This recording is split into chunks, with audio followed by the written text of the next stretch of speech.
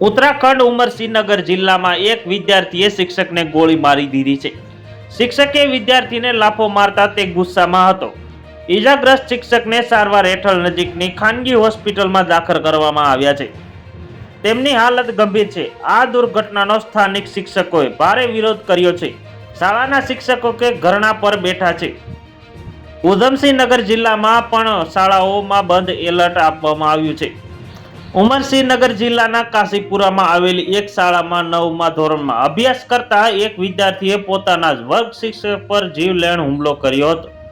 સૂત્રો અનુસાર વિદ્યાર્થીએ લંચ બોક્સમાં પિસ્તોલ છુપાવીને લાવ્યો હતો.